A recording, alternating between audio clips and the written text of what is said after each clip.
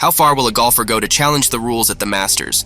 And what happens when the wind, sand, and strict regulations become the biggest opponents on the green? Welcome, golf aficionados, to ES Club Golf. Today we delve into the Masters tournament, a spectacle of elegance and competition, shadowed by controversies that have stirred the golfing world. Buckle up as we uncover the controversies that rocked Augusta's hallowed grounds. Number 8, stepping back in time to the 1958 Masters, let's revisit a moment that has etched itself into golf lore. Arnold Palmer, a legend in the making, faced off against Ken Venturi with the iconic green jacket hanging in the balance. They arrived at the daunting par 3 12th hole at Augusta National, a hole that has tested the mettle of many. Palmer, leading by a slim margin, launched his tee shot, only to watch as it soared beyond the green, landing in an area softened by rain. Here the drama unfolded. Palmer's ball embedded deeply into the mud. Now, conventional wisdom would suggest a simple relief for an embedded ball, right?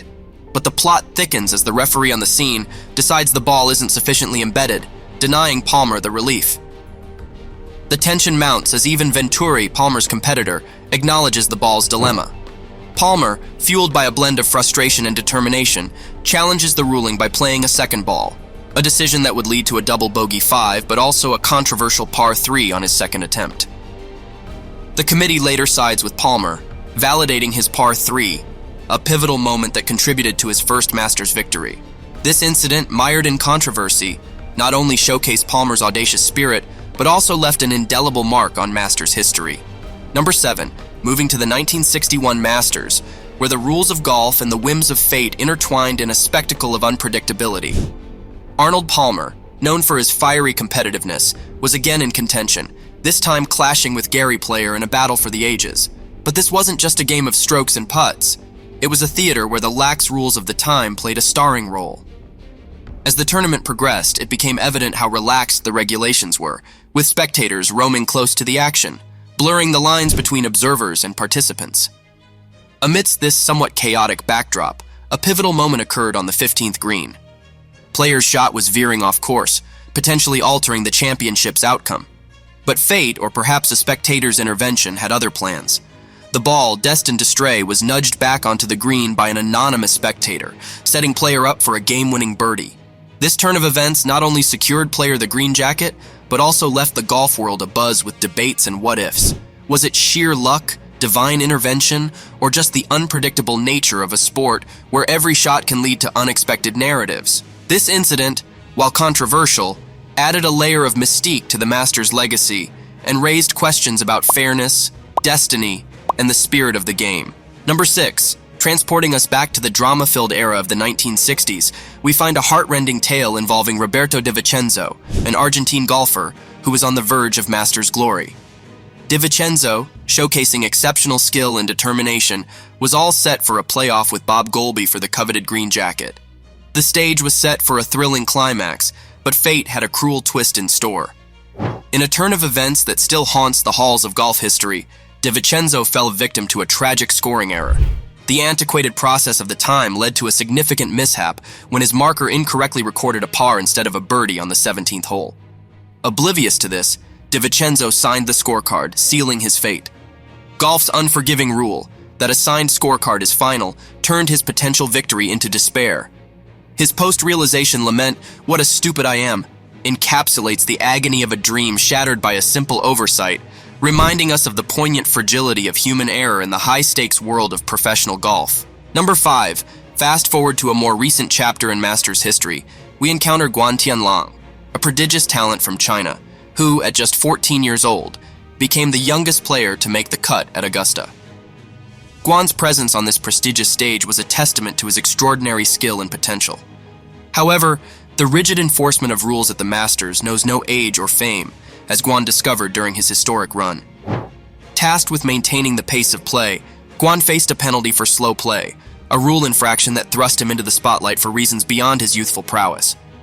While the rules of golf are in place to ensure fairness and fluidity, this incident raises questions about their application and the discretion used by officials.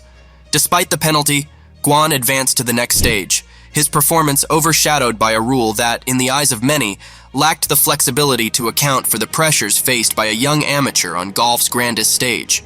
This scenario, rare and debatable, highlighted not only the strictures of golf's rulebook, but also the uneven application that can sometimes mar the sport's noble pursuit of fairness. Number 4. In the world of golf, the capricious nature of the wind met the rigidity of the rulebook in 2009, ensnaring Padraig Harrington in a bewildering scenario. Here's a rule that baffled many. Once a player positioned their feet and grounded the club, they were committed to the shot. To reconsider or step away, they had to formally undress the ball, marking and lifting it. Enter Harrington, faced with gusty winds that threatened to move his ball, prompting him to step back, a seemingly sensible decision. Yet at the Masters, the letter of the law often trumps common sense. The wind nudged the ball, and Harrington, having not undressed it, was penalized, tagged with a violation for an act clearly caused by nature, not the player. This incident spotlighted the sometimes absurd rigidity of golf's rules, leading to a much-needed revision in 2012, ensuring that wind would no longer unfairly play a role in a player's fate. Number 3. Shifting to Rory McIlroy's Masters journey, we encounter a young talent learning the harshness of Augusta's rules firsthand. In golf, the bunkers are a no-man's land of strict regulations. While players are permitted to smooth the sand post-shot, any hint of testing the surface beforehand incurs penalties. McIlroy, after a failed bunker shot, exhibited a moment of frustration, his foot making contact with the sand in a manner that raised eyebrows and almost led to disqualification. Was he tempering the sand or merely venting his dismay? This moment of contention put McIlroy at the mercy of the committee's interpretation. Defending his action as not a test but an impulsive, harmless act, he narrowly escaped the harsh verdict of disqualification. This incident not only underlined the stringent enforcement at Augusta, but also the fine line players tread between emotion and the rulebook's black and white world. Number 2. In the 2004 Masters, Ernie Els found himself ensnared in the thorny brambles of Augusta's 11th hole, both literally and figuratively. His ball was hopelessly entangled in a natural obstacle course of branches and tree limbs, a situation that would test any golfer's resolve. Seeking a fair chance, Els requested relief, a plea for reprieve from the merciless grip of the undergrowth. However, the officials' response was as cold and unforgiving as the dense thicket encasing his ball. They denied his request for relief. But Els, with the tenacity of a seasoned warrior, was not ready to concede. He challenged the initial ruling, seeking a second opinion in a bid for justice on the fairway. Despite his efforts, the verdict remained unchanged. Undeterred, Els escalated his appeal to the highest authority on the course, the chairman of the tournament. This act of perseverance paid off, showcasing the relentless pursuit of fairness in the face of rigid regulatory adherence. Number 1, fast forward to 2013, and we encounter one of the most debated incidents in Masters history, starring none other than Tiger Woods. At the heart of this controversy is an illegal ball drop on the 15th hole, a moment that would become a focal point of scrutiny and debate. Woods' approach shot, a stroke of misfortune, ricocheted off the flagpole and plunged into the watery abyss, setting the stage for a contentious decision. Woods opted to drop his ball a few yards back from the original spot, a strategic move to prevent a repeat of the unfortunate deflection. However, this decision strayed into the gray area of the rules, sparking a whirlwind of controversy. The situation escalated when Woods, in a candid admission, acknowledged the intent behind his drop. This revelation stirred the pot further, casting shadows of doubt and ethical debate over his actions. While Woods continued in the tournament, the specter of this incident lingered, raising questions about fairness, intent, and the spirit of the game. This episode, etched into the annals of Masters history, remains a topic of heated discussion and introspection within the golf community. And there you have it, Golf Aficionados, a journey through the hallowed grounds of Augusta, punctuated by controversies that are as captivating as the sport itself. These stories not only define moments in golf history, but also remind us of the constant evolution of the game and its rules. Remember, in golf, as in life, it's not just about how you play the game, but how you navigate the unexpected twists and turns. Thanks for joining us on this wild ride through golf's most memorable Masters controversies. If you enjoyed this journey, give us a thumbs up, share your thoughts in the comments, and don't forget to hit that subscribe button for more from ES Club Golf.